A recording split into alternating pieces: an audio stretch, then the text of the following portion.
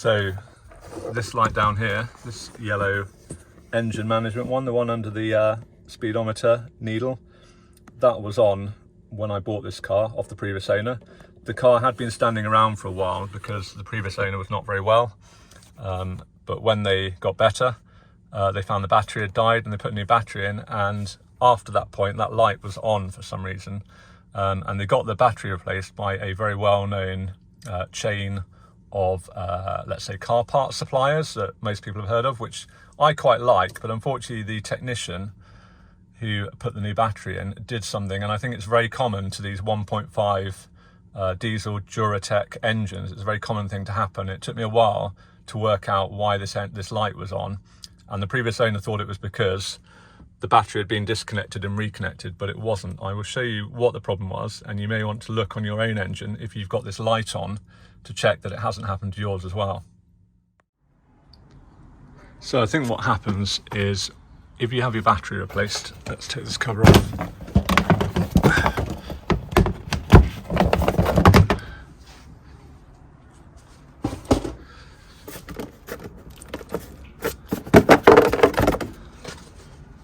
So the battery's here, obviously, and you've got this cable that comes around here, and that cable goes to this plug here, and that's your diesel particulate filter pressure sensor, which is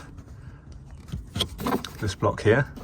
That's the plug, and this wire goes around here and round your battery, and the other end of this pipe here comes into your exhaust down there.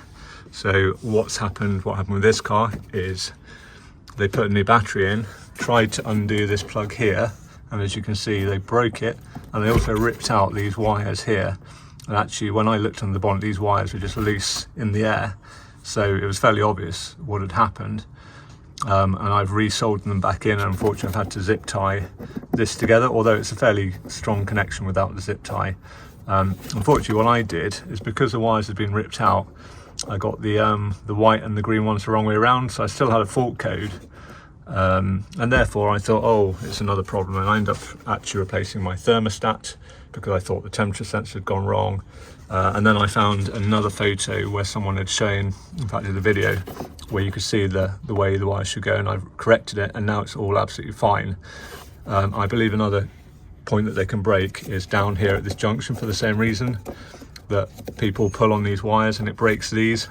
So I say this is, if you've had your battery changed and you've got a fault, well that's probably why. And if you've had work done under your engine and you've got a fault, this is probably a really common way that you're going to get a fault light. So it's fixed now, but it took some thinking, and I had to pay a garage to find that and sort it out. Well, I guess I'd want to put a whole new wiring loop in, that kind of thing. So whereas actually it's fairly simple and easy to fix. But yeah, if that's helpful, then great. That's why I thought I'd share this.